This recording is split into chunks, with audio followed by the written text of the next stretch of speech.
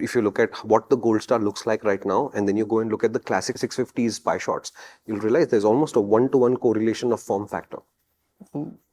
Right? So when Royal Enfield has Classic 650, Interceptor 650, Continental GT 650, Super Meteor 650 and Shotgun 650, then suddenly the BSA just looks like a weak alternative in the Indian context where we don't have history. Right? In a place of history, I have a 650 single can be a very powerful statement to make. To say what the world's best single is their tagline, BSA's tagline. Oh, really? Yeah. And to me, that's comfortably numb. Tell me what your world's best single is in the comments. And if you say BSA Gold Star 650, I'm going to come down and ask you when you rode it and how you know. No, this history business is a bit of a, I mean, I really can't connect with it because, like you said, right, this was supposed to be their superbike of their era. Yeah. Today it's just a replica. It's just a replica. And it's a good replica. Don't get me wrong, but it's a replica. It's a replica. So what we are saying is what was the best for then is still good for us today, some 40, 50 years later. I don't know how many years later. Yeah. Right? And that's the idea that's being sold to us. Why should it have to continue to be like that in its entirety? Correct. The experience is what should count. If that experience was charming for whatever reason, it should be that charming experience. Yeah. And this is the problem with the Guerrilla, for example. If you go and see a MotorInc first on the Guerrilla, this is what we're arguing about.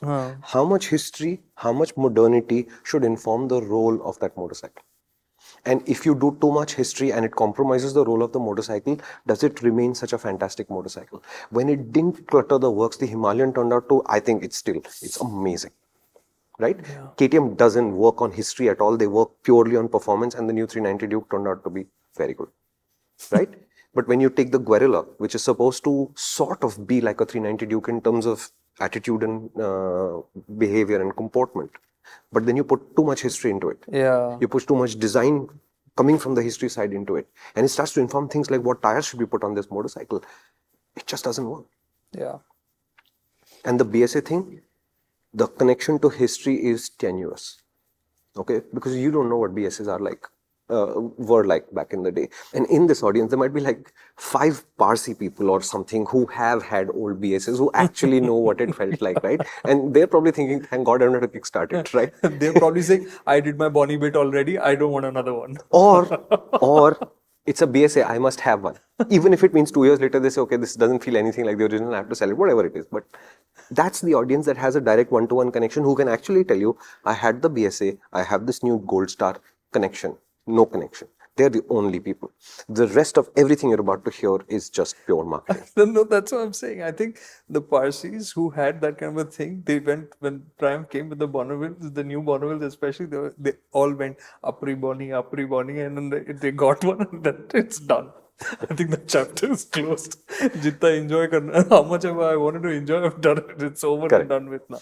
Yeah, so fundamentally, this is the picture of the Gold Star. It's a really, really enjoyable motorcycle if you're specifically looking for the retro experience and this single thing appeals to you, because for what it is going to appear to be an expensive purchase, especially versus the Royal Enfield Interceptor.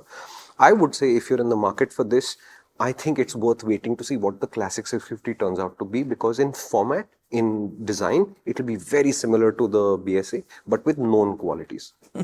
Known qualities in the sense it'll be smoother, it'll have a little bit more performance, blah, blah, blah. It'll be in the ballpark. Royal Enfield, we're counting on you. The suspension should remain as is. Oh, okay. This clip is actually from a much longer video, which is on our main channel, which is called MotorInc. Why don't you visit us there? This idea in more detail over there with my great friend Karthikeya Singhi. You like him, right?